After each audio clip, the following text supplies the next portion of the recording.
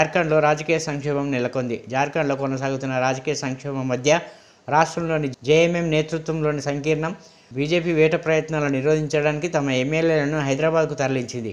35 మంది జార్ఖండ్ ఎమ్మెల్యేలను క్యాంపులకు తరలించేందుకు బేగంపేట విమానాశ్రయంలో బస్సులతో సిద్ధంగా ఉన్న రవాణా శాఖ మంత్రి పొన్నం ప్రభాకర్ వారు రాగానే బేగంపేట నుంచి నేరుగా గచ్చిబౌలిలోని ఎల్లా హోటల్కి తరలించనున్నట్లు తెలుస్తుంది.